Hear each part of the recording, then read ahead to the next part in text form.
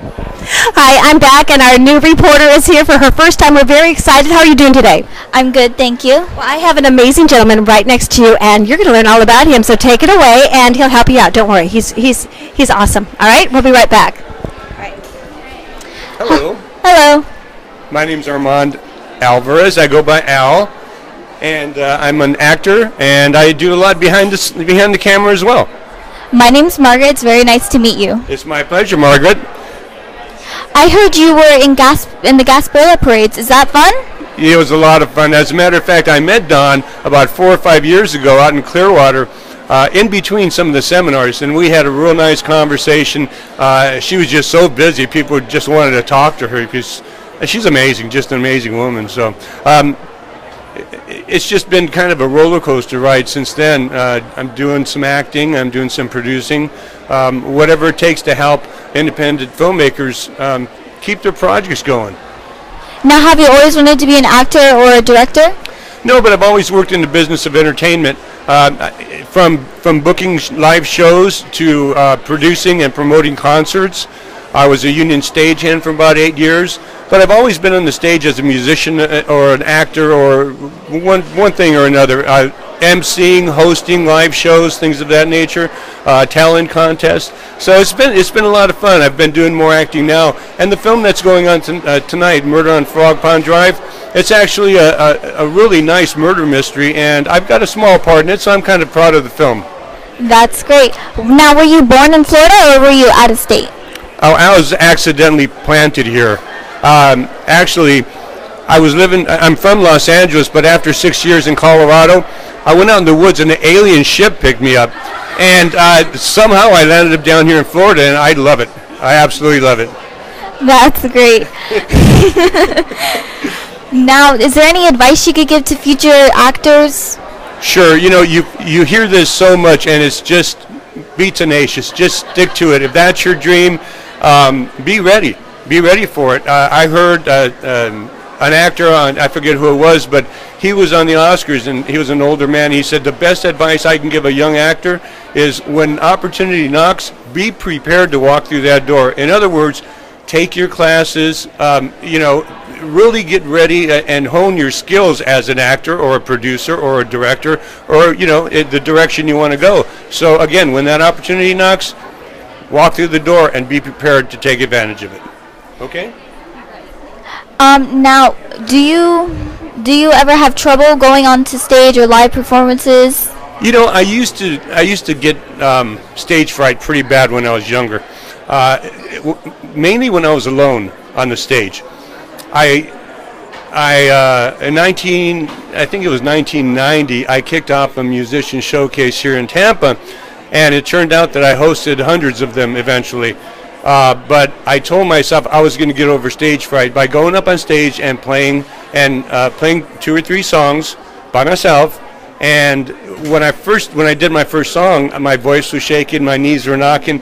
But after 2 or 3 times on the stage, forcing myself to go up there and concentrating and making kind of a vow to myself that I was going to get over that problem, it worked. It really did. So if there's an obstacle in your way, just find a way to overcome it, and everything will work out.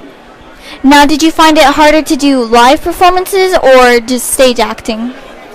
I don't know. I don't think that either one is harder. I don't do a lot of stage or theater. I do more music as far as working with bands, getting up on stage myself with my guitar and or harmonica, and I do mostly classic rock or country music. I love all types of music, but that's kind of my genre that I play. But I really don't get nervous or have a problem with it whatsoever. Like I said, I did, but I grew up in school. I was in the orchestra. I was in the choir since I was in the 3rd grade. So I've always been on stage with groups of people, and maybe that attributed a little to my original stage fright, never having been on stage alone. But like I said, focus on what you want. Just go after it. Now, you mentioned you were a musician. Did you have fun doing that, or did it just start out as a hobby? Oh, I've always loved being a musician.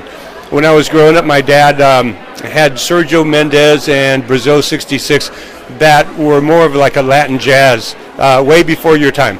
But anyway, I wanted to play the trumpet in the worst way.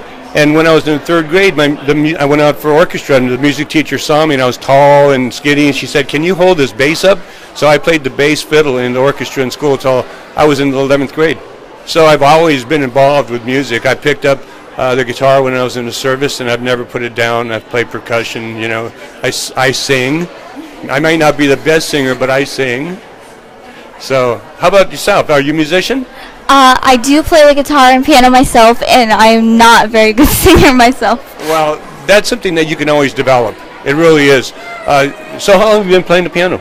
I actually got it for Christmas as a Christmas present, and I self-taught myself a couple songs. That's fantastic. If you take some lessons, you'll probably be very good. The piano is the bass instrument, and I don't mean that by the low chords, but it's like the basic of any type of music. That's where the chords and the singular notes and the rests and everything were evolved from.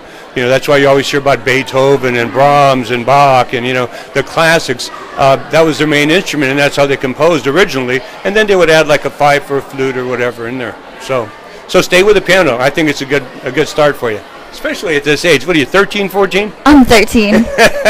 I'm a pretty good guess, aren't I? Yeah. I like your glasses, by the way. Oh, thank you. Yeah. I like yours too. Very cool. Now, did you help write the music that you went on stage to perform? Well, a lot of it is covers. I play a lot of covers. In other words, songs that you hear on the radio. But I have written probably about a dozen, maybe 18 songs that are my own. I know songwriters that can write a song a day, a song a week, a song a month. But I have to be inspired by something to actually sit down and write a song. Now, what advice could you give to parents dealing with musicians as kids or actors? Advice to the parents: don't let them do it. It's a waste. No, I'm just kidding. I think that if someone has a creative dream, that any parent any parents truly love their children. So I think you should just encourage them to pursue, especially in the creative arts. Let them pursue it. Help them. Help them get them lessons. Let them work through it. Sometimes it doesn't work out. Other times, it does. And either way, at least they tried. Right. Okay.